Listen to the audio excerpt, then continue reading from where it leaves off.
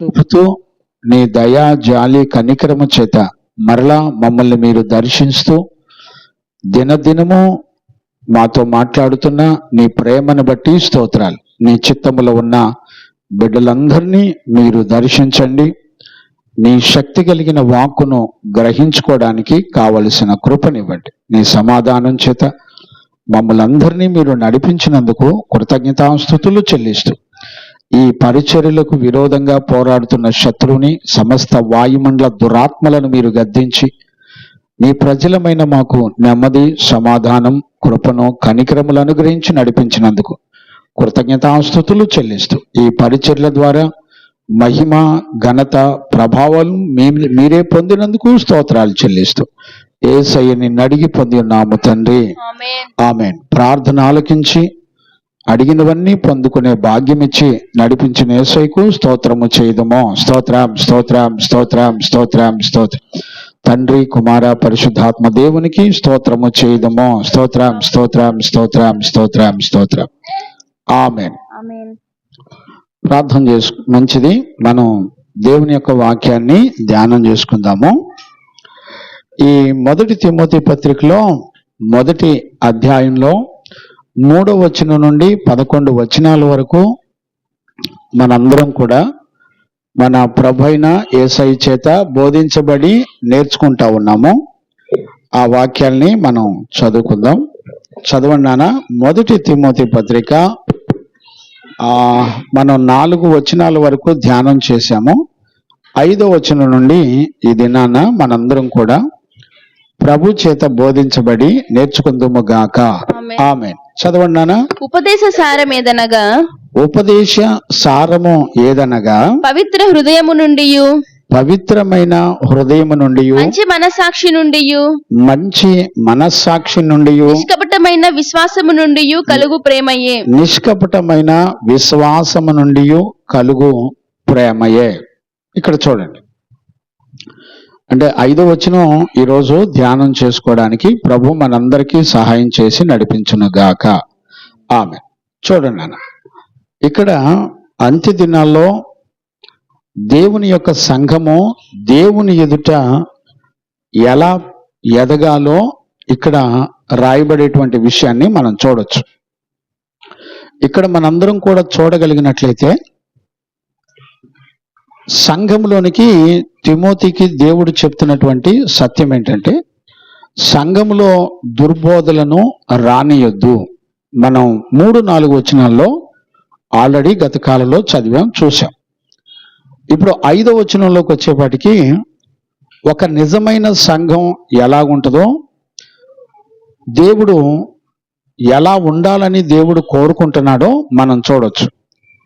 ఇప్పుడు చూడండి. నిజమైన సంఘము అంటే యేసుక్రీస్తు రక్తము చేత కడగబడి ఆయన కుమారును రక్తమిచ్చి స్వరక్తమిచ్చి సంపాదించుకున్నటువంటి సంఘం. మనందరం కూడా గుర్తుపెట్టాలి, యేసు రక్తములో కడగబడిన వాళ్ళమై ఆయన స్వరక్తమిచ్చి సంపాదించుకున్న సంఘం ఎలాగుండాలో ఇక్కడ తిమోతికి చెప్పడాన్ని మనం చూడొచ్చు. తిమోతి ఒక దైవజనుడే. తిమోతి బాల్యదినం నుండి లేఖనాలు ఎరిగిన వాడే. కానీ ఇక్కడ మనం చూసినట్లయితే మన పైన పరిశుద్ధులు ఎప్పుడూ కూడా దేవుని ప్రేమను గురించినటువంటి అనుభవాన్ని ప్రకటించేవారిగా ఉండాలి. ఎందుకనంటే ఆయన స్వరక్తం ఇచ్చి సంపాదించుకున్న సంఘం ఎప్పుడు కూడా ప్రేమ యందు పరిపూర్ణం చేయబడాలి. ఇది దేవుని యొక్క సంకల్పం. ఇక్కడ మనం 5వ వచనం ప్రారంభంలో ఏమని చదువుకుంటామంటే, ఉపదేశానుసారము ఏమనగా అనే మాటని మనం చూడొచ్చు. అంటే అర్థం ఏంటి? అర్థం ఏంటంటే ఉపదేశంలో ఒక సారం ఉంది. అది ఒక సంఘములో యేసు క్రీస్తు యొక్క రక్తంలో కడగబడిన ప్రతి బిడ్డని ఎక్కడికి నడిపిస్తుంది అని అంటే, ఉపదేశం పొందినటువంటి లేకపోతే మనం ప్రకటించేటువంటి సువార్త విన్నప్పుడు ఆ వ్యక్తి యొక్క జీవితం ఎక్కడికి నడిపించబడుతుంది అని అంటే, ప్రేమ యొక్క పరిపూర్ణతలోనికి నడిపిస్తుంది. దేవునికి మహిమ కలుగునుగాక. అంటే ఒక సంఘము పట్ల దేవునికి ఉన్న సంకల్పం ఏంటంటే, సంఘములో ఏది సంఘమని పిలువబడుతుందంటే, ఏ ఉపదేశాన్ని అయితే మనం పొందుకుంటామో, లేకపోతే ఏ సువార్త అయితే మనకు అర్థమవుతుందో, ఆ సువార్త లేకపోతే ఆ ఉపదేశం మనల్ని ఎక్కడికి తీసుకెళ్ళిపోద్ది అనంటే, ప్రేమలో పరిపూర్ణం చేయబడేటువంటి జీవితంలోకి తీసుకెళ్ళిపోద్ది. మనం చాలా జాగ్రత్తగా గమనించాలి. ఉపదేశం అంటే ఏంటి? ఉపదేశం అనగా యేసుక్రీస్తు అని అర్థం. కూర్చో, దెబ్బలు పడతాయి. గమనించండి నాన్న, ఉపదేశం అంటే అర్థం ఏంటో తెలిసిన? ఉపదేశం అనగా యేసుక్రీస్తు అని అర్థం. ఇక్కడ ఉపదేశం ఎక్కడి నుంచి వచ్చింది అంటే, చూడండి నాన్న, యెషయా పుస్తకంలో 42:12 ఎక్కడో చూడండి నాన్న, కరెక్ట్ గుర్తులేదు. యెషయా పుస్తకం, ప్రభావము గల వాడని మనుష్యులు ఉపదేశానుసారం అంటే అక్కడ ఏమని ఉంటుందంటే, చదువు నాన్న. ఉపదేశ క్రమం ఒకటి ఆయన బయలుపరిచి, యెహోవా తన నీతిని బట్టి. రైట్, ఎక్కడది?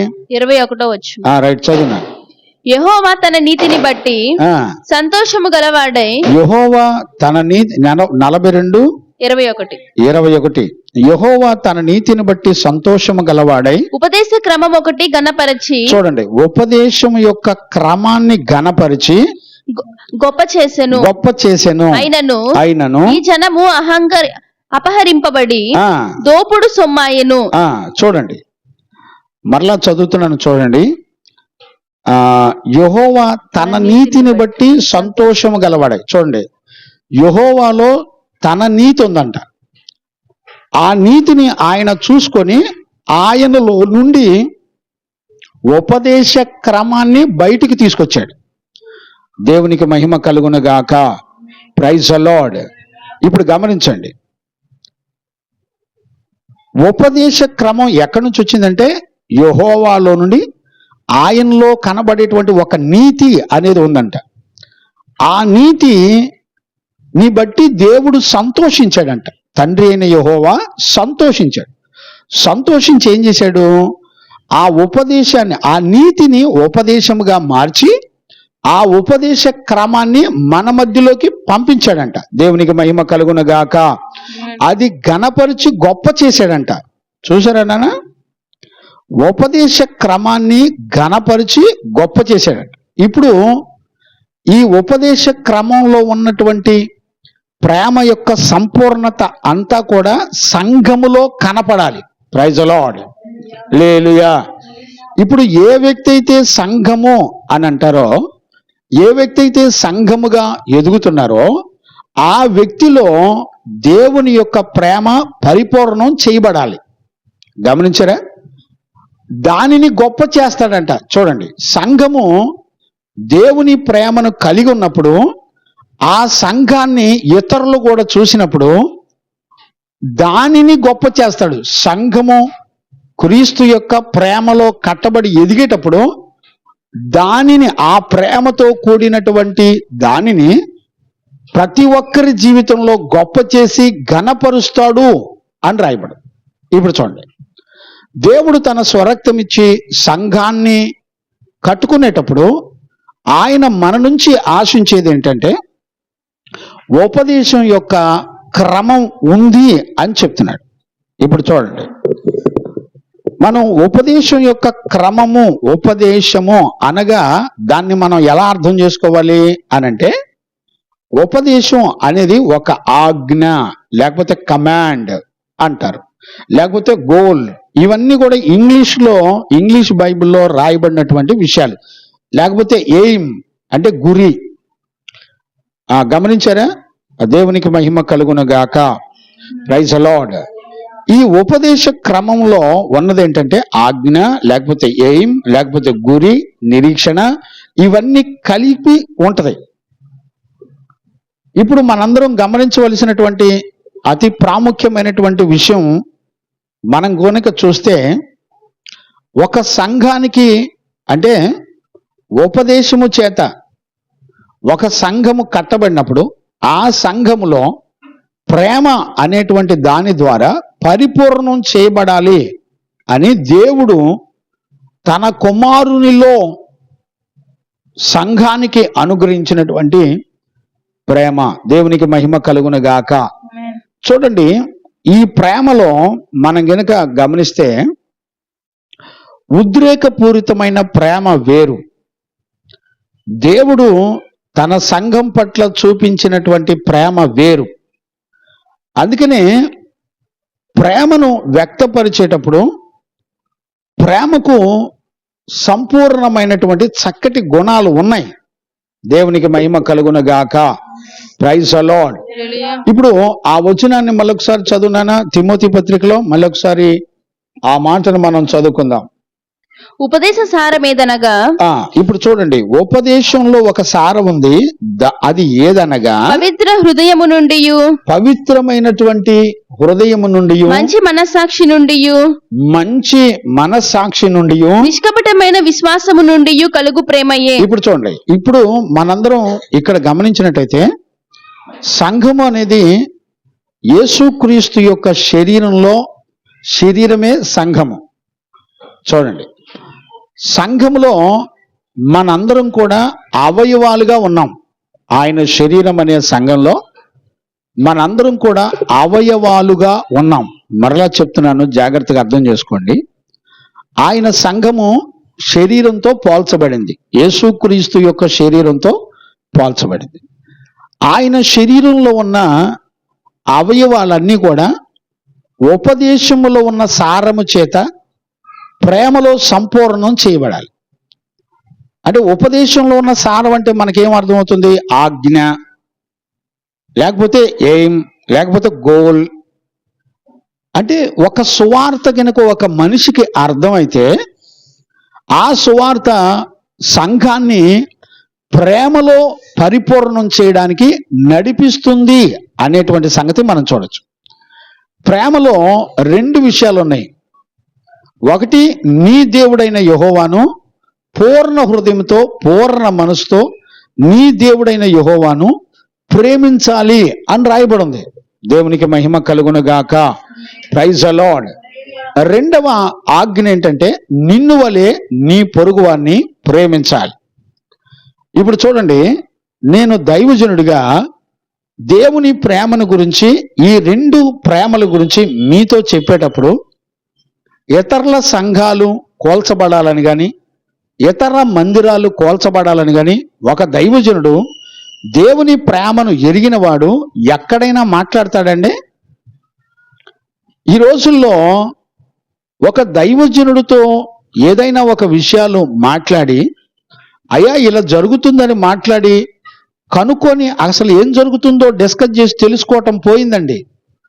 ఎలాగా సంఘంలో పిల్లలు ఎలా ఎదుగుతున్నారంటే, బూతులతో గొడవలతో యుద్ధాలు చేయడానికి ఎవరికెవరు సంఘాన్ని కట్టాలంటే మన బలాన్ని, మన తెలివితేటల్ని, మన డబ్బుని, మన ఐశ్వర్యాన్ని, మన ఘనతను ఉపయోగించి సంఘాలు కట్టలేరు. జాగ్రత్తగా వినండి, చెవిగల వారు విందురుగాక. పౌలు అంటాడు, తన బలాన్ని గాని తన జ్ఞానాన్ని గాని ఎక్కడా వినియోగించలేదు సంఘాన్ని నడిపించడానికి. తన బలాన్ని, తన తెలివితేటల్ని, తనకున్న పలుకుబడిని వినియోగించలా. బిడ్డలారా, దయచేసి ఉపదేశంలో ఉన్న సత్యాన్ని గుర్తుపట్టండి. సంఘానికి బలం దేవుడే. మీరు చూడండి, మనం శరీరంలో అవయం కదా. ఇప్పుడు శరీరంలో ఒకళ్ళు కన్ను అవుతారు, ఒకళ్ళేమో ముక్కు అవుతారు, ఒకళ్ళు నోరు అవుతారు, ఒకళ్ళేమో కాళ్ళు అవుతారు, ఒకళ్ళేమో దేహం అవుతారు. చూడండి, ఇవన్నీ మన శరీర అవయవాలలో భాగాలు.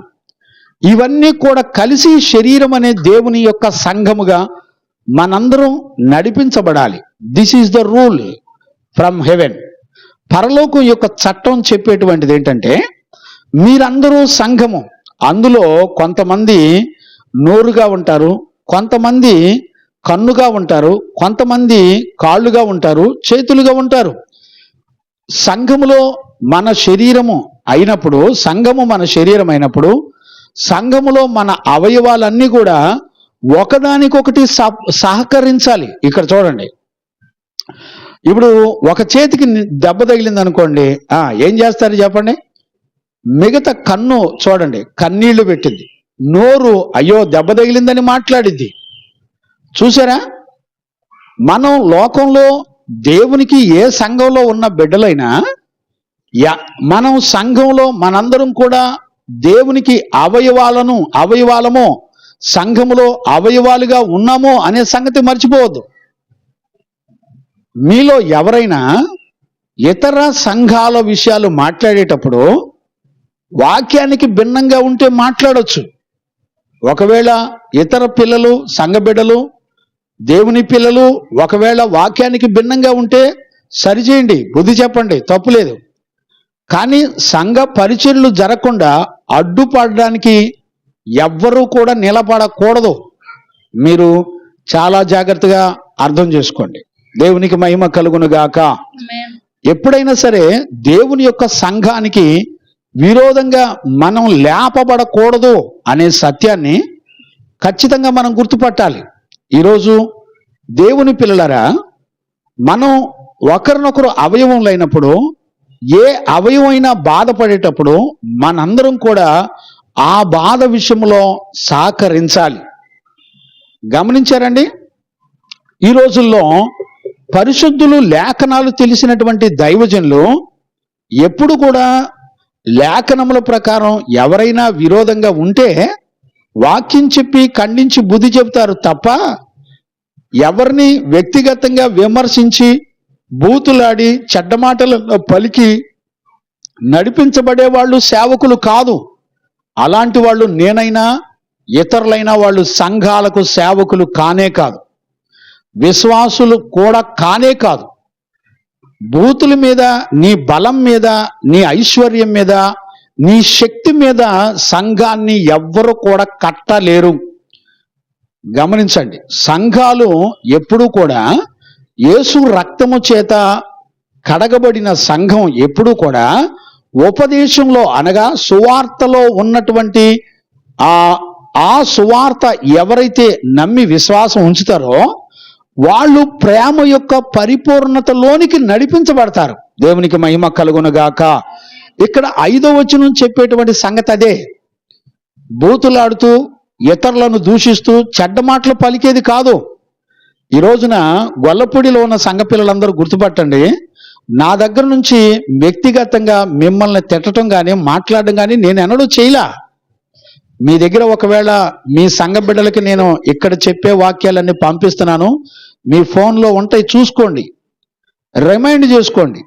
వాక్యానికి భిన్నంగా ఉంటే తప్పు అని చెప్తాను, నమ్మినోడు సరి చేసుకుంటాడు, నమ్మకపోతే నేనేం చేయలేను కదా. కనుక నమ్మినోళ్ళు జాగ్రత్త పడండి, నమ్మనోళ్ళు ఎవరిష్టం వాడది. వ్యక్తిగతంగా నేను ఎవరి జోలికి వెళ్ళేవాడిని కాను అని మరీ చెప్తున్నాను. దయచేసి మీకేదైనా అభ్యంతరం ఉంటే దయచేసి నన్ను వచ్చి కలియండి. మీకు కలవటానికి మొహమాట అయితే మీరు ఎక్కడికన్నా పిలవండి, నేను వస్తాను, నేను వచ్చి మాట్లాడతాను. నా తప్పుంటే నిలదీసి చొక్కా పట్టుకొని కొట్టండి. బుద్ధి లేనుడా, నువ్వు బుద్ధి లేని పని చేసేవేంట్రా అని అడగండి. అంతేగాని రోడ్ల మీద ప్రజలందరి దృష్టిలో నిన్ను ఘనపరుచుకోవడానికి బూతులు తిట్టుకుంటా నడిపించబడమాక. దేవుడు చూస్తున్నాడు, జాగ్రత్త. దేవునికి భయపడండి. సంఘం అంటే ఏంటో తెలిసిన, ప్రేమలో పరిపూర్ణం చేయబడాలి. గమనించారా? ప్రేమ కలిగి నిలబడాలి. ఒక వాక్యం గనక అర్థమైతే అది మనిషిని దేవుని యొక్క ప్రేమ చేత నడిపిస్తూ ఉంటుంది. ప్రేమ దోషములను కప్పుతుంది. ప్రేమలో ఉన్న గుణాలన్నీ మనకు తెలుసు. 13వ అధ్యాయంలో కొరింథీ పత్రిక చదువుకోండి. చివరికి నిలబడేది ప్రేమే. ప్రేమ లేకుండా వాడు వీడు అని పచ్చిగా తిడుతున్నారండి. బుద్ధి లేదు మీకు? ఎవరిని బెదిరిస్తారో నాకు అర్థం కాదు. ఫోన్ చేసి మనం కొట్టుకుందామని అడుగుతారా? ఒళ్ళు దగ్గర పెట్టుకోండి చెప్తున్నాను. జీవము గల దేవుని సేవకునితో పెట్టుకోమాకండి. దేవుడు యుద్ధం చేస్తాడు. నాకు దిక్కు దేవుడే, మనుషులు కాదు. మనుషుల్ని మెప్పించే ప్రసంగాలు నేను చెయ్యాల్సిన అవసరం నాకు లేదు. ఈరోజు మనందరం దేవునికి భయపడదాం. Praise the lord. హల్లెలూయా. ఇక్కడ చూడండి నాన్న, మనందరం ప్రేమ విషయంలో దేవుని యొక్క చిత్తాన్ని మనం చూడొచ్చు. దేవునికి మహిమ కలుగును గాక. Praise the Lord. ఇప్పుడు చూడండి, ఒక వాక్యాన్ని మనం చదువుకుందాం. చూడండి నాన్న, ఒక వాక్యాన్ని మనం చదువుకుందాం. యోహాను సువార్తలో 13వ అధ్యాయం 34వ వచనాన్ని మనం చదువుకుందాం. యోహాను సువార్త 13వ అధ్యాయము 34వ వచనం చదువునానా. మీరు ఒకరినొకరు ప్రేమింపవలెనని. ఇప్పుడు చూడండి, మీరు ఒకరిని ఒకరు ప్రేమింపవలెనను అనున్నది మీకు క్రొత్త ఆజ్ఞ ఇచ్చుచున్నాను. ఇప్పుడు చూడండి, మీ అందరికీ కొత్త ఆజ్ఞ ఇస్తున్నాను, నేను మిమ్మును ప్రేమించినట్టే. ఇప్పుడు చూడండి, ఏదంట, నిన్ను వలె నీ పొరుగు వారిని ప్రేమించడం అనేది క్రొత్త ఆజ్ఞ. ఏమండి, నేను ఎప్పుడన్నా మిమ్మల్ని బూతులు తిట్టానండి? సంఘాలని కానీ, సంఘ కాపరులను కానీ, సంఘ విశ్వాసులను కానీ బూతులు తిట్టానండి? నేను ఎన్నడూ తిట్లా. వాక్యానికి భిన్నంగా ఉంటే సరి చేసుకో, లేకపోతే నీ ఇష్టం, నీకు నచ్చినట్టు బతుకు. ఎవడు కాదంటాడు? మీ ఇళ్ళకొచ్చి, మీ దగ్గరికి వచ్చి ఎవరన్నా తిట్టానా నేను పర్సనల్గా? చెప్పండి. మీరెందుకు నన్ను దూషిస్తున్నారు నాకు తెలీదు. మీరు అడగండి, తెలుసుకోండి. కనుక ఇక్కడ దేవుడు చెప్పేటువంటి మాటని దయచేసి గమనించండి. చదువునానా. క్రొత్త ఆజ్ఞ ఇచ్చుచున్నాను. ఇప్పుడు చూడండి, నిన్ను వలె నీ పొరుగువారిని ప్రేమించడం అనేది క్రొత్త ఆజ్ఞ. ఏమండి, నాలో ఏదైనా తప్పుంటే సరిచేయండి. వారంలో ఒకరోజు మీ దగ్గర కూర్చొని పాఠాలు నేర్చుకుంటానని చెప్పా. మీ సంఘాల దగ్గరికి వస్తా, మీ కుటుంబాల దగ్గరికి వస్తా, నాకు నేర్పేవాళ్ళు ఉంటే నేర్పండి. ఒక రోజంతా, వారంలో ఒక రోజు మీ దగ్గర కూర్చుంటా. మీరు నేర్పండి, నేను నేర్చుకుంటా. నేను మీ కళ్ళ ముందలే ఉన్నా, దొంగోడిని కాదు, గుర్తుపెట్టుకోండి. మీ కళ్ళ ముందలే తిరుగుతున్నాను నేను. ఏమండి, మిమ్మల్ని బతిలాడుకుంటున్నా. నాలో తప్పులే ఉంటే చెప్పండి. దుర్బోధకుడు, వెలుగుదూత పట్టినోడు, ఏమంటే ఒక దైవజనుడు పట్టుకొని మీరు మాట్లాడే మాటలేనా? ఎవరిని బెదిరిస్తారో నాకు అర్థం కావట్లే. ఒక సంఘములో ఎదిగేటప్పుడు యేసుక్రీస్తు రక్తము చేత కడగబడిన వాళ్ళకి నిన్ను వలె నీ పొరుగుని ప్రేమించు. ప్రేమించడం అంటే నువ్వు తప్పు చేస్తుంటే చూస్తూ ఊరుకోవటం కాదు. వాక్యానుసారంగా ఏదైనా పొరపాటు ఉంటే చెబుతాం, నీకు నచ్చితే సరి చేసుకో, లేకపోతే మానేయి. నీ గురించి నేనేం చెప్పనే. సంఘానికి దేవుడు ఏ వాక్యం చెప్పాడో అదే వాక్యం నేను చెప్తాను. చదువునానా మళ్ళొకసారి. మీరు ఒకరినొకరు ప్రేమింపవలెనని. మీరు ఒకరినొకరు ప్రేమింపవలెనని క్రొత్త ఆజ్ఞ ఇచ్చుచున్నాను. క్రొత్త ఆజ్ఞ ఇచ్చుచున్నాను. నేను మిమ్మును ప్రేమించినట్టే. నేను మిమ్మలను ప్రేమించినట్టే మీరును ఒకరినొకరు ప్రేమింపవలెను. ఇప్పుడు చూడండి, మీరు కూడా ఒకరిని ఒకరు ప్రేమింపవలెను. దేవునికి మహిమ కలుగును గాక. ఆమేన్. దేవునికి మహిమ కలుగును గాక. చదువునానా. మీరు ఒకని ఎడల ఒకడు, మీరు ఒకని ఎడల ఒకరు ప్రేమ గలవారైన ఎడల, ప్రేమ కలిగిన వారైన ఎడల, దీనిని బట్టి మీరు నా శిష్యులని అందరూ తెలుసుకొందురనెను. ఇప్పుడు చూడండి, దీనిని బట్టి మీరు నా శిష్యులు అవుతారు. మీరు తెలుసుకోండి. దేవునికి మహిమ కలుగును గాక. ఇప్పుడు చూడండి, ఇక్కడ మనం గమనించవలసిన, మీరు ఒకరి ఎడల ఒకరు ప్రేమ గలవారైన ఎడల, దీనిని బట్టి మీరు నాకు శిష్యులు అవుదురని తెలుసుకొందురు. దేనిని బట్టి? విషయం ఏంటో తెలుసుకొని ప్రేమించండి, న్యాయాన్యాయాలు విచారించండి. మీలో సంఘ పెద్దలు రండి, మాట్లాడండి, నన్ను పిలిపించండి, మాట్లాడండి, తెలుసుకోండి ఏం జరిగిందో. వాడు వీడేనా? మీరు అసలు క్రైస్తవులేనా? దేవుని పిల్లలేనా? యేసు రక్తం చేత కడగబడినోళ్ళేనా? దేవునికి మహిమ కలుగును గాక. Praise the lord. హల్లెలూయా. అందుకని ఇక్కడ మనం గమనించవలసింది ఏంటంటే, క్రొత్త ఆజ్ఞను, ప్రేమించటం అనే ఆజ్ఞను మనం చూడాలి. ఇప్పుడు చూడండి, ఇదంతా కూడా లేవి పుస్తకం 19వ అధ్యాయం 18వ వచనంలో కూడా రాయబడింది. మీరు ఇంకా చదువుతానంటే రోమాపత్రిక 13:8 కూడా మీరు చదువుకోవచ్చు.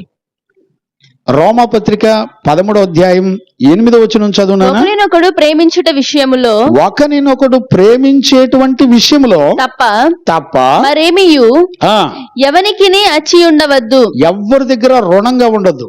మీరు ప్రేమించండి. నేను దైవజనుడిగా మీరు సత్యవాక్యాన్ని తెలుసుకొని జాగ్రత్త పడాలని వాక్యంలో ఉన్న సత్యాన్ని మాత్రమే నేను చెప్తున్నాను. వ్యక్తిగతంగా ఎవరిని విమర్శించటంలా. ఆ రోజున ఆదిమ అపోస్తులు సంఘాలకు ఏం బోధించారో అది మాత్రమే నేను చదివి చెప్తున్నాను. లేనిపోయిన కల్పితమైన పదాలు నేనేం చెప్పట్లా. మీ దగ్గర యూట్యూబ్లో ఉన్నాయి, ఆన్లైన్లో ఉన్నాయి. చాలా మంది సేవకులు సంఘాలు వింటున్నారు. నేను వెలుగుదూత పట్టినోడైతే మరి రుజువు చేయండి. ఆ రోజున యేసు ప్రభు సత్యాన్ని గురించి మాట్లాడితే నువ్వు బెయిల్జెబూవి, నువ్వు దెయ్యాలు పట్టినోడు అన్నారండి. ఈ గొల్లపూడిలో ఈడొక్కడే పాస్టర్ అంట, ఈడు వాడే. అసలు వాక్యం ఏం చెప్తున్నాడో వినొచ్చుగా. ఏం చెప్పాడో, వెలుగుదూత పట్టినోడు ఏం మాట్లాడతాడో, సత్యవాక్యం ఎవరెవరు ఎలా మాట్లాడతాడో చూడండి, తెలుసుకోండి. దేవునికి మహిమ కలుగునుగాక. Praise the Lord. ఇప్పుడు ఒకరినొకరు ప్రేమించే విషయంలోనే అచ్చి ఉండాలి. ఇక మరి దేని విషయంలో ఒకరి దగ్గర ఒకరు రుణంగా ఉండకూడదు. అంటే అప్పులు వడ్డీలు ఉండకూడదు, రుణాలు ఉండకూడదు. ఇంకేదన్నా ఉంది అనంటే ఒక దేవుని ప్రేమ ఒక్కటే చూపించాలి. ఆయన ఒక మనిషిని ఎలా ప్రేమించాడు? పాపిని పాపిగా చూడలా, శత్రుని శత్రువుగా చూడలా. జీవవాక్యములో ఉన్న, ఉపదేశములో ఉన్న సువార్త అర్థం చేసుకునే విధంగా ఆయన మాట్లాడుతూ వచ్చాడు. ఈరోజు నీ పొరుగువాడితో నువ్వేం మాట్లాడాలంటే, సువార్తలో ఉన్నటువంటి సంగతులు నీకు అర్థమైతే ఆ సువార్త వినటం ద్వారా దేవుని ప్రేమ నీలోకి వచ్చినప్పుడు ఆ సువార్తలో ఉన్న సత్యము చేత నీ పొరుగువానితో నువ్వు మాట్లాడగలుగుతావు. ఆ సువార్త నీకు అర్థం కాకపోతే దేవుని ప్రేమను గురించి నువ్వు మాట్లాడలేవు నీ పొరుగు వాళ్ళతో. ఇక నీ పొరుగు వాళ్ళతో నువ్వు మాట్లాడేది ఏంటంటే నీ వీరత్వాన్ని, నీ బలాన్ని, నీ నోట బూతుల్ని, చెడ్డవాటిని మాట్లాడుతూ నీ శక్తిని, బలాన్ని చూపించుకుంటావు. ఇదంతా నిన్ను ఒక రోజున మోసం చేస్తుంది. అబద్ధాలు ఆడేవాడికి, బూతులు ఆడేవాడికి దేవుని రాజ్యం లేదని వాక్యం చెప్తుంది. చదివేవాడు లేడు, వినేవాడు లేడు, భయపడేవాడు లేడు. ఏమండి, ఒక దైవజనుడిగా నాకు తెలియదమ్మా అని చెప్పినప్పుడు ఫోన్లు చేసి వార్నింగ్లు ఇస్తారా? అంటే మీరు వార్నింగ్లు ఇస్తే మేము పిరికోళ్ళలాగా పారిపోతాం అనుకున్నాం ఏంటి? యేసుక్రీస్తు ప్రాణం పెట్టినట్టు పెడతాం. నేటికి మిమ్మల్ని ప్రేమిస్తూనే ఉన్నాను. నేను ఒక్కళ్ళని కూడా దూషించలే, చెడ్డ మాటలు మీ మీద పలకలా. మీకు నాకు తేడా ఏంటంటే వాక్యంలో ఉన్న సత్యాన్ని బట్టే మన ఇద్దరికి శత్రువులం. సత్యము అంగీకరించండి, గ్రహించుకోండి. దేవునికి మహిమ కలుగునుగాక. అందుకనే రోమా సంఘానికి పౌలు చెప్పిన మాట, అయ్యా మీరు ఒకరి యందు ఒకరు ప్రేమ కలిగి ఉండండి. ప్రేమలో మాత్రమే మీరు ఒకరి విషయాల్లో ఒకరు అచ్చి ఉండండి. ఇంతకు మించి వేరేది కలిగి ఉండొద్దు అని దేవుని యొక్క వాక్యం చెప్తుంది. దేవునికి మహిమ కలుగునుగాక. Praise the lord. హల్లెలూయా. ఇప్పుడు కనుక మనం చూస్తే చూడండి నాన్న, మొదటి యోహాను పత్రికలో కూడా 3వ అధ్యాయం 11వ వచనం చదవండి నాన్న. 3వ అధ్యాయం. ఒకరినొకడు ప్రేమింపవలెనన్నది, మనము ఒకరిని ఒకరు ప్రేమించవలెను అనునది మొదటి నుండి మీరు వినిన వర్తమానమే కదా. మొదటి నుంచి మీరు విన్న వర్తమానమే కదా. మనము కయ్యూను వంటి వారమై ఉండరాదు. ఇప్పుడు చూడండి, ప్రేమ గనుక లేకపోతే కయ్యూని యొక్క స్వభావం మనలో పనిచేస్తుంది. చెవిగలవారు విందురుగాక. మరలా చెప్తున్నాను, దయచేసి దేవుని యొక్క వాక్యాన్ని అర్థం చేసుకోండి. నేను మీకు శత్రువుని కాదు, నేను లేఖనాల్లో ఉన్న దేవుని ప్రేమను చూపిస్తున్నాను. మళ్ళా చదువునానా ఆ మాట. మొదటి యోహాను పత్రిక 3వ అధ్యాయం 11వ వచనం మళ్ళీ చదువునానా. మనము ఒకరినొకడు ప్రేమింపవలెననున్నది, ప్రేమించవలెను అనునది మొదటి నుండి మీరు వినిన వర్తమానమే కదా. మొదటి నుండి మీరు విన్న వర్తమానమే కదా. మనము కయ్యూని వంటి వారమై ఉండరాదు. ఇప్పుడు చూడండి, ప్రేమ గనుక నీకు లేకపోతే నీకు ఉపదేశం నీకు అర్థం కాల, అంటే వాక్యము నీకు అర్థం కాల. వాక్యం నీకు అర్థం కాకపోతే నీ జీవితం ఎలా మారిపోద్దంటే, చదువునానా, వాడు దుష్టుని సంబంధి అయి ఆ తన సహోదరుని చంపెను.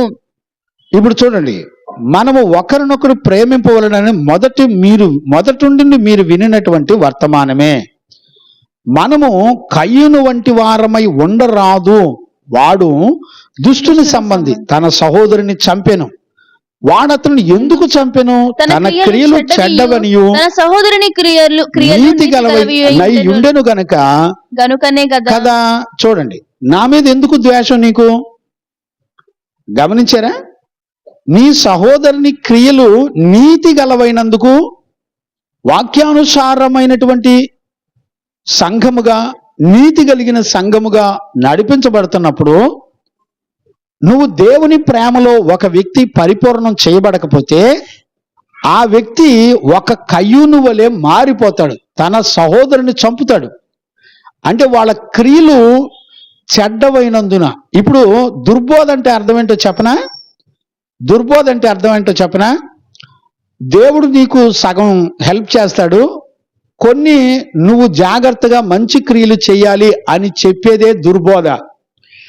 ఒక మనిషిని యేసు రక్తం కడిగిన తర్వాత ఒక మనిషి ఈ లోకానికి, లోక సంబంధమైన పాపానికి, చెడుతనానికి పనికి రాకుండా అతడు దేవుని చేత ప్రేమ యందు పరిపూర్ణం చేయబడి నడిపించబడతాడు. దేవునికి మహిమ కలుగును గాక. ఈ మాట మీరు చాలా జాగ్రత్తగా అర్థం చేసుకోండి. దుర్బోధ అంటే ఏంటో తెలిసిన? మరలా చెప్తున్నాను, జ్ఞానంగా అర్థం చేసుకో. దుర్బోధలో దేవుడు కొంత భక్తిని నీకు నేర్పుతాడు, నువ్వు కొంత భక్తిని చెయ్యాలి అని చెప్పేదే దుర్బోధ. భక్తిని ఎప్పుడు కూడా మనం చేయలేం. నీకు సువార్త అర్థమైనప్పుడు ఆ సువార్త నీ సహోదరులను ప్రేమించే జీవితాన్ని నీకిచ్చి నడిపిస్తుంది.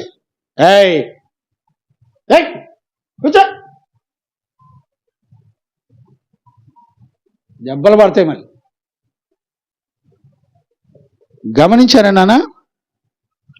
మరలా చెప్తున్నాను, చెవి గలవారు విందురుగాక.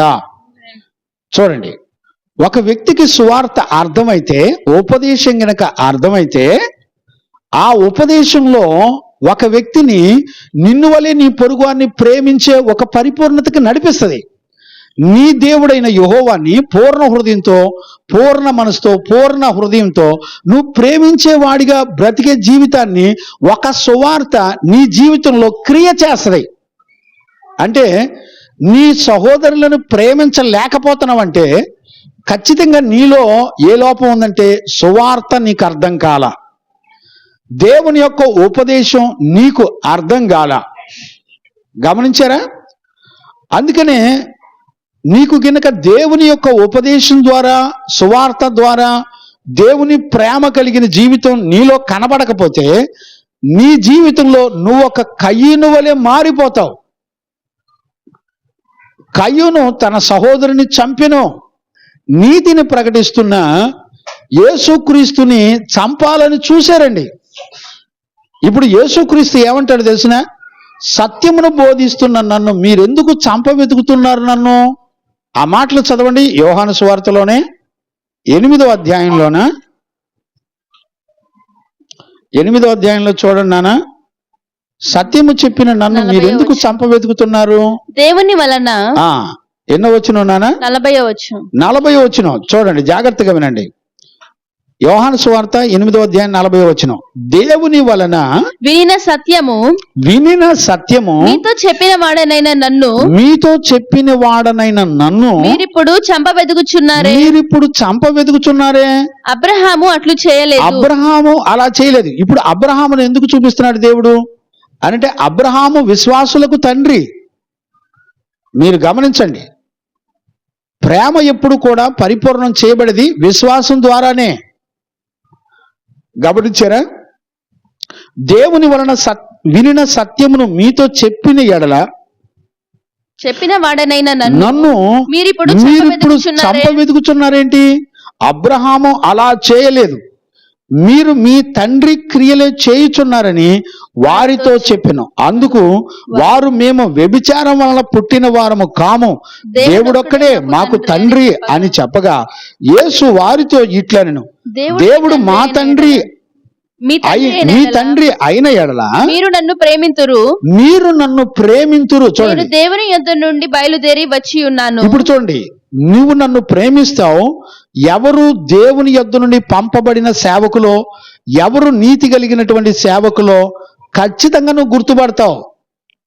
ఒక దైవజనుని వెలుగుదూత పట్టినోడు ఈడొక్కడే పాస్టర్ అంట అనే ధైర్యం నీకున్నప్పుడు, బాబు నువ్వు చేసేది, నువ్వు ప్రకటించే తప్పు అని నాకు చెప్పండి.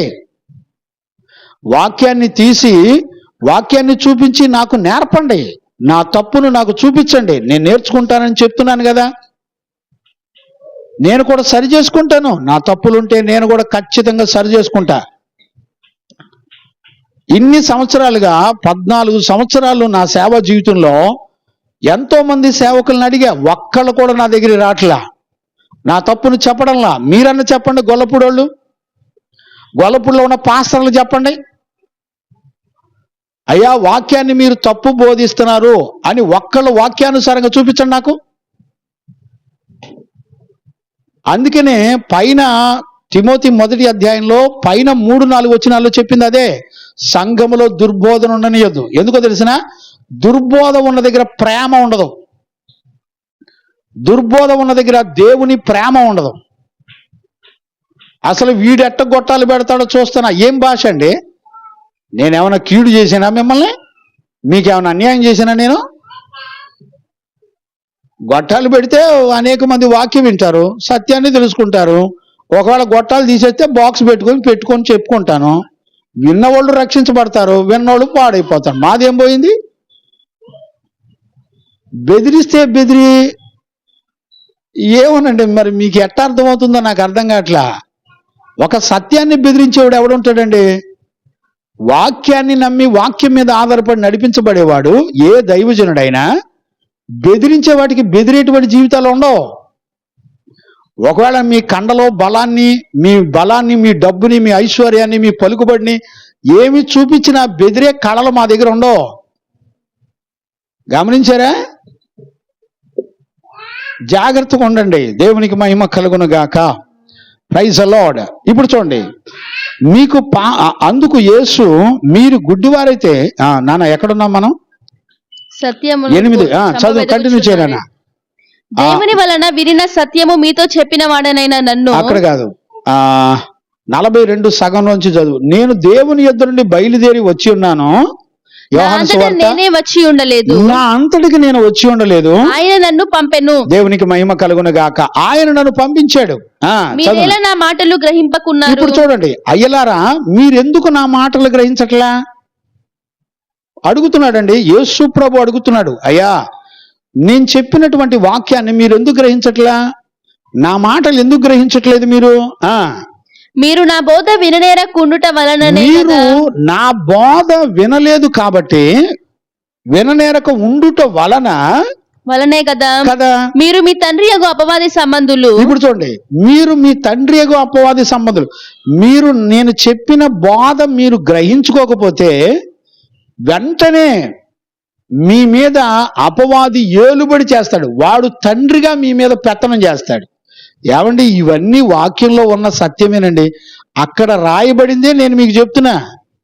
నా సొంత డైలాగులు నేనేం చెప్పట్లేదే.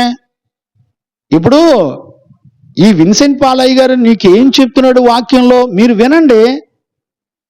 యూట్యూబ్లోకి వెళ్ళండి, ఫెయిత్ తోమ్ గొల్లపూడి అని కొట్టండి. నేను చెప్పిన ఉపదేశాలన్నీ ఉంటాయి. నేను వాక్యంలో ఏం దుర్బోధ చెప్పానో, ఏం వెలుగుదూత పట్టినోడిగా నేను ప్రవర్తించానో చూపించండి నాకు. బిడ్డలారా జాగ్రత్త, దేవునికి భయపడండి. ఇప్పుడు వాక్యం ఏం చెప్తుందంటే, మీరు నా మాటలు ఎందుకు గ్రహించట్లేదు? మీరు నా బోధను విననేరక ఉండుట వలనే కదా. మీరు మీ తండ్రిగా అపవాది సంబంధులు, మీ తండ్రి దురాశలు నెరవేర్చగోరుతున్నారు. ఆది నుండి వాడు నరహంతకుడై ఉండి సత్యమందు నిలిచిన వాడు కాదు, వాని యందు సత్యమే లేదు. వాడు అబద్ధమాడినప్పుడు తన స్వభావమును అనుసరించియే మాట్లాడును. వాడు అబద్ధికుడును అబద్ధమునకు జనకుడై ఉన్నాడు. నేను సత్యమును చెప్పుతున్నాను గనక మీరు నన్ను నమ్మరు. నా యందు పాపమున్నదని మీలో ఎవరు స్థాపించును? అయ్యా, నేను ఏదైనా తప్పు చేస్తే నా తప్పు చూపించండి. నేను ఇంత ధైర్యంగా నిలబడి మాట్లాడేటప్పుడు మీరు వచ్చి ఎందుకు నాతో మాట్లాడరు? జాగ్రత్తగా ఉండండి. ఒకటి, నెంబర్ 1, ప్రేమలో ఒక వ్యక్తి కనుక పరిపూర్ణం కాకపోతే ఆ వ్యక్తి యొక్క జీవితంలో ఎలాగుంటాడు అనేది మనం చూస్తున్నాం. ఒకటి కయ్యూను వలె ఉంటాడు, ఒకటి సత్యమందు నిలబడకుండా దేవుని యొక్క మాట గ్రహించకపోవడం వలన అపవాదిని తండ్రిగా చేసుకొని బ్రతుకుతాడు. ఏమంటే భయం కలగట్లేదండి? భయం పుట్టట్లేదండి? దేవుని వాక్యంలో ఉన్న సత్యాన్ని, నిన్ను వలె నీ పొరుగువాడిని ప్రేమించకపోతే నీ బ్రతుకులో ఏముంటుందో చూపిస్తున్నాడు కదా. ఒక కయ్యూను స్వభావం నీ మీద ఏలుబడి చేస్తుంది. భయపడండి. అపవాది నీకు తండ్రిగా నిలబడతాడు. ఇక నీ పని ఏంటంటే, నీ పొరుగువాడిని ఎప్పుడు చంపుదాం, ఈడుద్దాం, కొట్టేద్దాం, చంపేద్దాం, చించేద్దాం అనే తలంపులే. ఏమండి, నీ పొరుగువాడు ఏం చేశాడు? ఏం అన్యాయం చేశాడు? నిన్ను నీ పిల్లల్ని ఏమన్నా దూషించాడా? నీ కుటుంబాలను ఏమన్నా తోలనాడా? వాక్యంలో ఉన్న ప్రేమనే కదా నీతో చెప్పేది. ఒక దైవజనుడు వాక్యంలో ఉన్న సత్యము నీకు వాక్యం అర్థం కాక తప్పుగా అర్థం చేసుకుంటే నేనేం చేస్తాను? అది తప్పు నాదా? వాక్యం అర్థం చేసుకోండి. గ్రహింపు అవ్వకపోతే రండి, నా దగ్గర రండి, మాట్లాడండి. నేను కూర్చొని మాట్లాడతాను. నేనేం చెప్పానో దానికి వివరణ ఇస్తాను. మీరెందుకు దూషిస్తారో? మీరు చెడ్డ మాటలలా పలికారు. ఇప్పుడు పలికిన మాటలు వెనక తీసుకుంటారా? తీసుకోలేరు. నిందలైతే వేసి మాట్లాడతారు. మీకు ఎక్కడి నుంచి వచ్చిన ధైర్యం? పోని విచారించారా? కనుక్కున్నారా? ఒక నిందేసే ముందుల ఆ దైవజనుడు పిలిచి, అయ్యా అసలు ఏం జరిగింది? అయ్యా ఇలా జరుగుతుంది, పరిస్థితి ఏంటి? మీరేమన్నా మాట్లాడారా? ఆ మాట నన్ను వచ్చి అడగొచ్చుగా. అడగటానికి మొహమాటం. ఎందుకంటే తగాదలైతే ఆడొచ్చు, బూతులైతే ఆడొచ్చు. ఎదుటి దైవజనుని అంత చులకనగా మాట్లాడమాకండి. వాక్యంతో వాక్యం మాట్లాడుకుందారండి ఎవరైనా సరే. దేవునికి మహిమ కలుగును గాక. 2 రకాల బ్రతుకులు వస్తాయి. జాగ్రత్తగా ఉండండి. దేవుని ప్రేమ నేనైనా సరే, నా సంఘ పిల్లలైనా సరే, దేవుని ప్రేమలో పరిపూర్ణం చేయబడకపోతే ఎవరైనా సరే, ఇప్పుడు అద్భుతమైన ప్రసంగం చేసిన నేనైనా సరే, నాలో గనుక దేవుని ప్రేమ గనుక లేకపోతే, నేనైనా సంఘమైనా వాక్యం విన్న పిల్లలు ఎవరైనా సరే, నువ్వు ఏ సంఘానికి చెందిన వాడువైనా సరే, మొట్టమొదట వాక్యాన్ని చెప్పే నేనైనా సరే, వెంటనే కయ్యూను స్వభావం మనలోకి వచ్చేస్తుంది. వెంటనే అపవాది మనకు తండ్రి అయిపోతాడు. తండ్రి అంటే అర్థం ఏంటి? వాడిలో, అపవాదిలో ఉన్నటువంటి స్వభావాలు, ఏ గుణాలు, ఏ పోలికలు ఉన్నాయో అవే మనలో ఉంటాయి. వాడి పని ఏంటి? నీ పొరుగు వాళ్ళని తప్పుగా అర్థం చేసుకొని తగాదలాడి కొట్లాడి వీరత్వాన్ని చూపించమని చెబుతూ ఉంటుంది అపవాది. ఏమండి, ఆడోళ్ళండి, అసలు ఆడపిల్లలు ఎంత భయంకరమైన దుర్భాషలు ఆడుతున్నారు. ఏదైనా ఉంటే తెలుసుకోవాలి కదా, అడగాలి, వచ్చి కూర్చోవాలి, మాట్లాడాలి. ఏమండి, సవాళ్ళు ఇసురుతున్నారు. ఇకనైనా మార్చుకోండి. ఎంతకాలం అట్ట ఉంటారు? నోటి మాట చేత సంఘాలని నడిపించుకోలేరు. నీ బలాతిశయం ద్వారా సంఘాలను కట్టి దేవుని ఎదురు నిలబెట్టలేరు. ప్రార్థన చేయండి. ఎవరైనా మిమ్మల్ని బాధ పెట్టారు, ప్రార్థన చేయండి. 10 మంది గుంపు కూర్చొని ప్రార్థనలో కూర్చోండి. దేవుడు తన చిత్తమైతే ఎలాంటి వాళ్ళనైనా వాళ్ళ హృదయాన్ని మార్చి సరిచేసి నీకు అనుకూలంగా మారుస్తాడు కదా. మొరపెట్టడానికి సమకూర్చబడండి 10 మంది. తిట్టుకోవడానికిను గొడవలు ఆడడానికి 10 మంది సమకూర్చబడమాకండి. అది తప్పుడు బోధ. దయచేసి ప్రార్థన చేయండి. ప్రభును బతిలాడండి. అయ్యా నీ సమాధానం ఇవ్వండి. అందరూ చేతులెత్తి ప్రార్థన చేస్తే దేవుడు కాదంటాడండి? ఒకళ్ళ మందిరాలు కట్టుకుంటే చెడగొట్టడానికి ఉంటాడా దైవజనుడు? బుద్ధి జ్ఞానం ఉండక్కర్లా? ఇక్కడ ప్రకటించే ప్రేమ గురించిన సంగతులేంటి, మా జీవితాలేంటి తెలుసుకొని ప్రవర్తించండి. నిజానిజాలు అడగండి, కనుక్కోండి. దేవునికి భయపడండి. నాకేం భయపడక్కర్లా, నేను అసలు ఎవరికి భయపడను. నేను ప్రకటించేది సత్యవాక్యం. వాక్యంలో పొరపాట్లు ఉంటే చెప్పండి, నేను కూడా దిద్దుకుంటా. అంతకు మించి నీకు నాకు సంబంధాలే లేవు. వాక్యముతో మనందరికీ బంధం ఉంటుంది. దుర్మార్గుడికైనా, దుష్టుడికైనా, అన్యాయస్తుడికైనా, ఎలాంటి వ్యక్తికైనా వాక్యంతో మనందరికీ సంబంధం ఉంటుంది. వాక్యం నీకొక్కడికే, నా సంఘ పిల్లలకు ఒక్కడికే కాదు. ఇది ప్రపంచంలో ప్రతి విశ్వాసికి, ప్రతి వ్యక్తికి సువార్త సంబంధం ఉంటుంది. అందుకనే గొట్టాలు పెట్టి వాక్యం చెప్పేది. అందుకే నా పార్టీ, నా సంఘంలోకి రండి అని కాదు.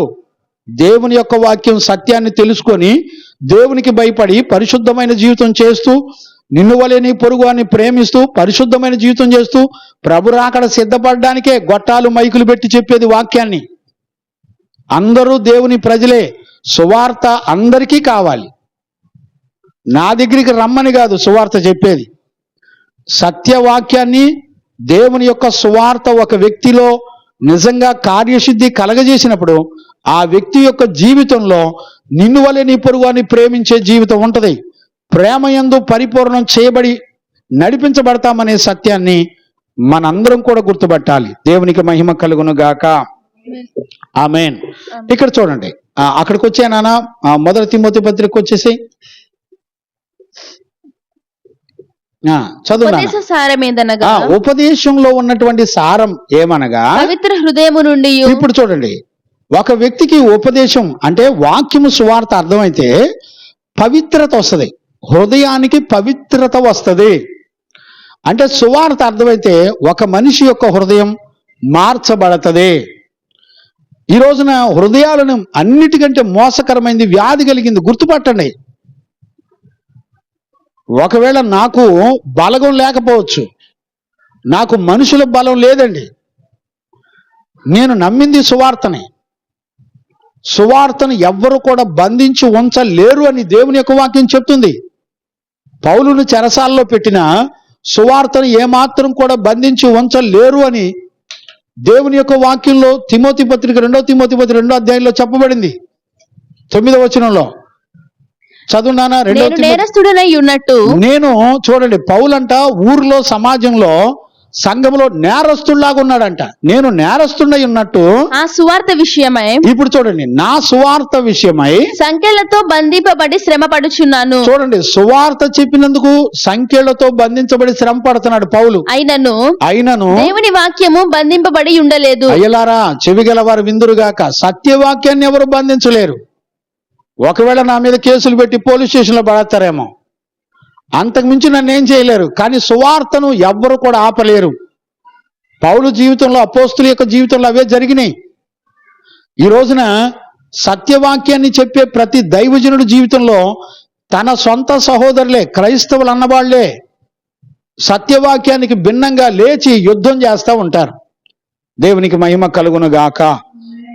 చదువునానా, ఇక్కడికి వచ్చేయండి నాన్న.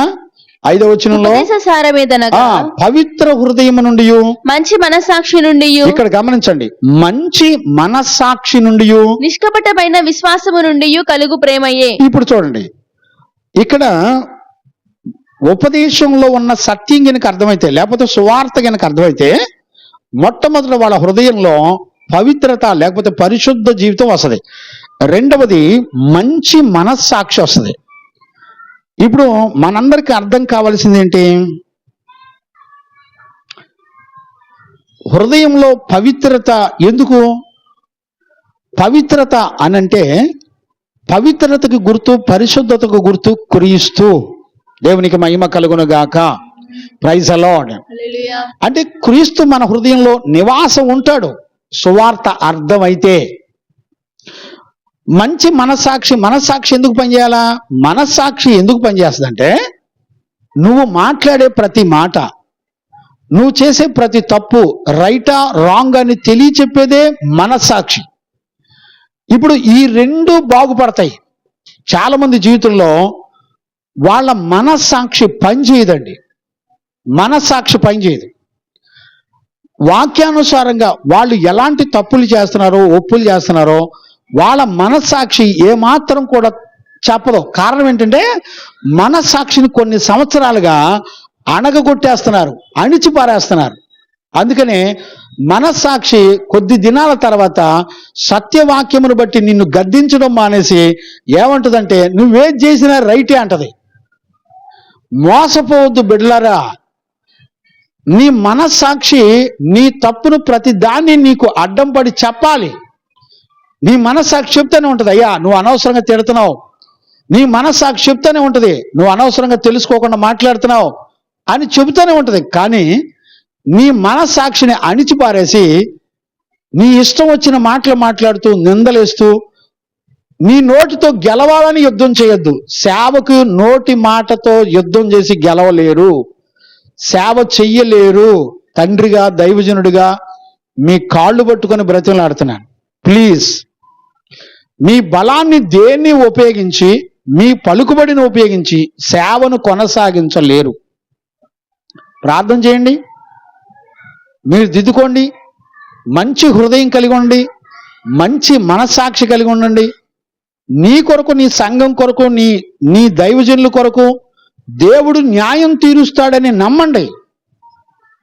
ఆయన యందు విశ్వాసమే మీ అందరికీ జయ జీవితం ఇస్తుంది. ఏమండి, పొరపాటును సరి చేసుకోమని చెప్పి నన్ను తిట్టుకోవడం తప్ప ఏముందండి చెప్పండి? నేనేం చెప్పానని మీరు నన్ను దూషిస్తారు? కనుక పవిత్రమైనటువంటి మంచి హృదయముల నుండి మనం దేవుని యొక్క సంకల్పాన్ని సంపూర్ణం చేయాలి. దేవునికి మహిమ కలుగును గాక. అందుకని చూడండి, సామెతల పుస్తకం 4వ అధ్యాయం 23వ వచనంలో, సామెతల పుస్తకం 4వ అధ్యాయం 23వ వచనంలో అన్నిటికంటే ముఖ్యముగా మీ హృదయమును భద్రముగా కాపాడుకున్నాడు చదువునానా? నీ హృదయములో నుండి, మీ హృదయములో నుండి జీవధారలు బయలుదేరును, జీవధారలు బయలుదేరును.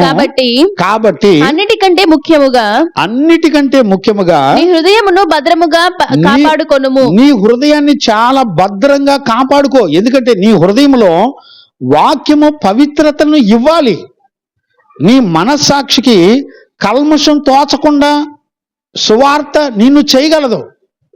మరలా చెప్తున్నాను, నువ్వు బలహీన పడకుండా, నీ నోట బూతులు లేకుండా, నీవు చెడ్డ జీవితం చేయకుండా నిన్ను కాపాడేది సువార్తే. వాక్యం నీకు అర్థమైతే నీ నోట బూతులు ఉండవు. వాక్యం నీకు అర్థమైతే అపవిత్రమైన మాటలు, ఒట్టి మాటలు, ముసలమ్మ ముచ్చట్ల యొక్క మాటలు మీకుండవు. మీకు అర్థమైతే, వాక్యం అర్థమైతే దేవుని వైపు చూస్తారు. నీ శ్రమలు వచ్చినప్పుడు ప్రార్థన చేస్తారు, శోధన వచ్చినప్పుడు ప్రార్థన చేస్తారు. నా బిడ్డలైనా ఇతర సంఘ బిడ్డలైనా ఎవరికైనా ఇదే వాక్యం. నా సంఘ బిడ్డలకు ఒక వాక్యమును, ఇతరుల సంఘాలకు ఒక వాక్యం కాదండి. ఎవరికైనా ఒకటే వాక్యం, నాకైనా నీకైనా. దేవునికి మహిమ కలుగును గాక. చూడండి, కీర్తనల పుస్తకంలో 24వ అధ్యాయం 3-4 వచనాలు చదవండి.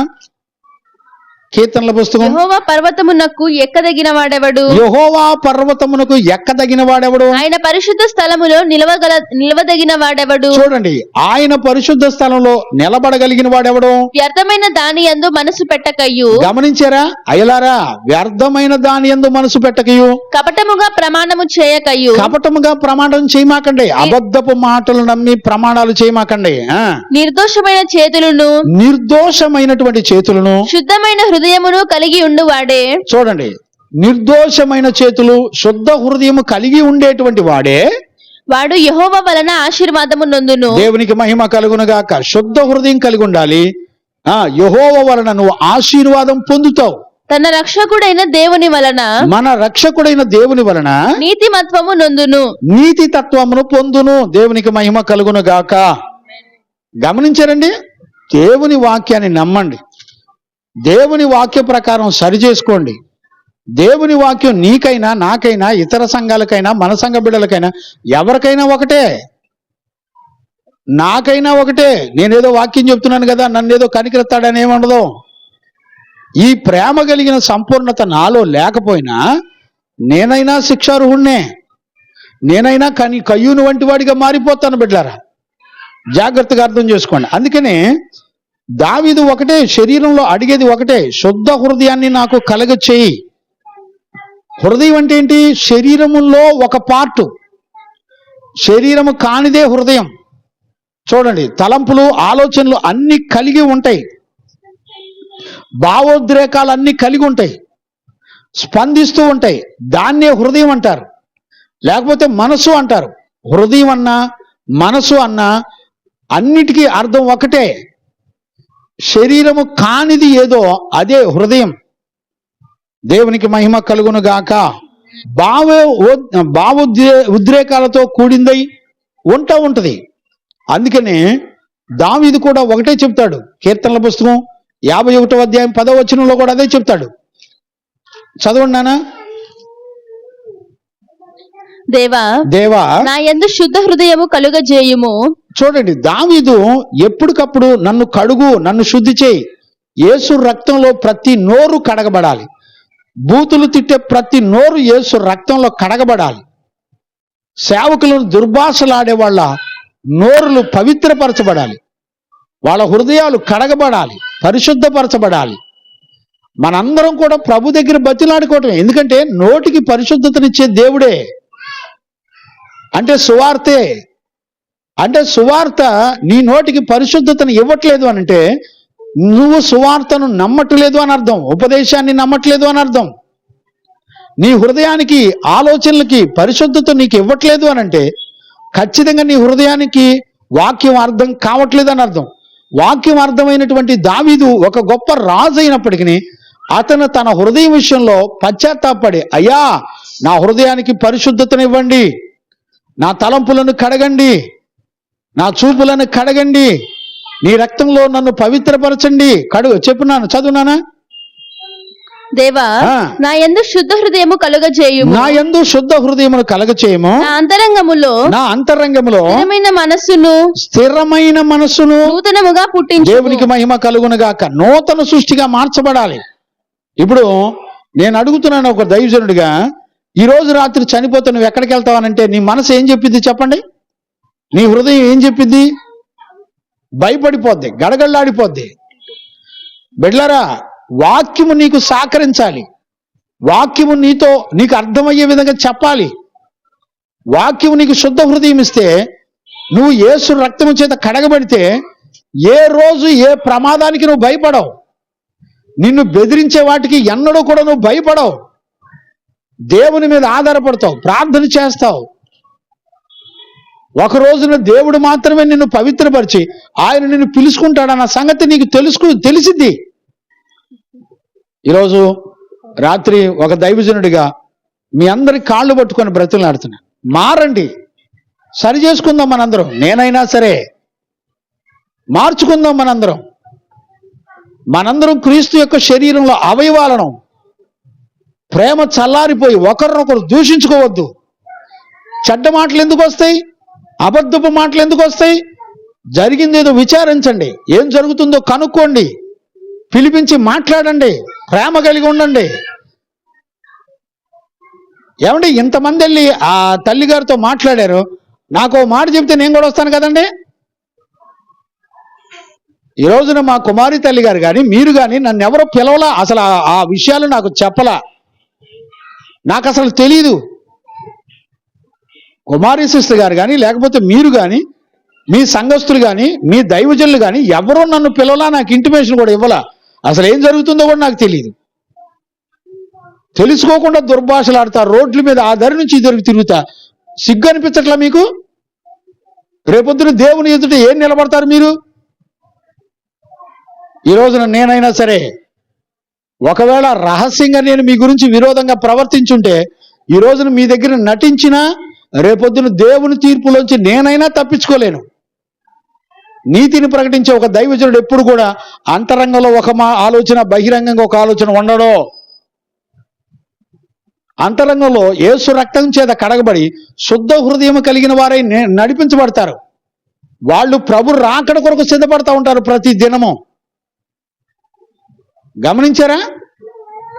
దేవునికి మహిమ కలుగును గాక. అందుచేత ఈరోజు రాత్రి ఒక దైవజనుడిగా మిమ్మల్ని అందరినీ బ్రతిలాడుకుంటున్నాను. మనం క్రీస్తు అనేటువంటి శరీరంలో సంఘములో మనందరం కూడా అవయవాలం. ఒకరు కన్నైతే ఒకరు నోరు, ఒకరు ముక్కు, ఒకరు మెడ, ఒకరి చేతులు, ఒకరి కాళ్ళు. దయచేసి ఏ చేతికైనా దెబ్బ తగిలితే వెంటనే కళ్ళము నీళ్ళు వచ్చినట్టుగా ఒకరినొకరు సహకరించుకుంటూ, వాక్యానికి భిన్నంగా ఉంటే ఒకరినొకరు గద్దించుకోండి, సరి చేసుకోండి, తప్పులేదు. అంతేగాని నిందలు మోపుతూ నోట బూతులు తిట్టుకుంటూ గర్వంతో ప్రవర్తించొద్దు. దేవునికి మహిమ కలుగును గాక. ఈరోజు రాత్రి దేవుని వాక్యాన్ని వింటున్న దేవుని పిల్లరా, ఒక దైవజనుడిగా 1 తిమోతి పత్రికలో అందుకనే చెప్తున్నాడు, ప్రేమ ఈ రోజున సువార్త గనక, ఉపదేశం గనక అర్థమైతే ఆ సువార్త ప్రేమ యొద్దకు నిన్ను నన్ను తీసుకెళ్ళిద్ది. ప్రేమలో మనలందరినీ పరిపూర్ణం చేయబడి దేవుని ఎదుట మనలందరినీ నిలబెడుతుంది. అలాంటి కృప యేసయ్య మనందరికి అనుగ్రహించి నడిపించును గాక. ఆమేన్. ప్రార్థన చేసుకుందాం. స్తోత్రం స్తోత్రం స్తోత్రం స్తోత్రం స్తోత్రం స్తోత్రం. ప్రార్థన చేసుకుందాం. మనందరం కూడా ప్రభుని బ్రతిమలాడుకుందాం. ప్రార్థన చేసుకుందాం. మహాపరిశుద్ధుడైన తండ్రి, ఈ దినాన్న బైబిల్ స్టడీలో 1 తిమోతి పత్రికలో 1వ అధ్యాయము 5వ వచనం ద్వారా ఉపదేశానుసారములో ఉన్నటువంటి ప్రేమ యొక్క సంపూర్ణతలో మేము సంఘము, ప్రతి బిడ్డ, సంఘములో చేర్చబడిన ప్రతి బిడ్డ యేసు రక్తము చేత కడగబడిన వాళ్ళే నడిపించబడాలని దేవుని యొక్క వాక్యం చెప్తుంది. ప్రభువా, మేము సువార్త అర్థమైతే మేము ఇతరుల సహోదరుల పట్ల మేము ప్రేమతో జీవించడానికి అవకాశం ఉంటుంది. ఒకవేళ ప్రేమ యందు మేము ఉపదేశం ద్వారా లేకపోతే సువార్త ద్వారా నడిపించబడకపోతే, ఇదిగో కయ్యూను వలె, లేకపోతే అపవాదిని తండ్రిగా చేసుకొని మమ్మల్ని మేమే మోసపరుచుకుంటామనే సంగతులు మీరు సత్యవాక్యముల నుండి మాతో మీరు మాట్లాడినందుకు కృతజ్ఞతాస్తుతులు చెల్లిస్తూ యేసయ్య నిన్ను అడిగి పొంది ఉన్నాము తండ్రి. ఆమెన్. ప్రార్థన ఆలకించి అడిగినవన్నీ పొందుకునే భాగ్యం ఇచ్చి నడిపించిన యేసయ్యకు స్తోత్రము చేయదమో. స్తోత్రం స్తోత్రం స్తోత్రం స్తోత్రం స్తోత్రం. తండ్రి, కుమార, పరిశుద్ధాత్మ దేవునికి స్తోత్రము చేయదమో. స్తోత్రం స్తోత్రం స్తోత్రం స్తోత్రం స్తోత్రం. ఆమెన్. మన తండ్రి అయిన దేవుని నుండి, మన ప్రభు అయిన యేసుక్రీస్తు నుండి, పరిశుద్ధాత్మని యొక్క అన్యోన్య సహవాసము, సన్నిధి, సమాధానము విశ్వసించిన బిడలకును సకల పరిశుద్ధులకును యేసయ్య కృపా సమాధానము మనందరికీ తోడయుండి నడిపించును గాక. ఆమెన్. ఆమెన్. అందరికి వందనాలు. ప్రభు కృప మీ అందరికీ తోడయుండి నడిపించును గాక. ఆమెన్.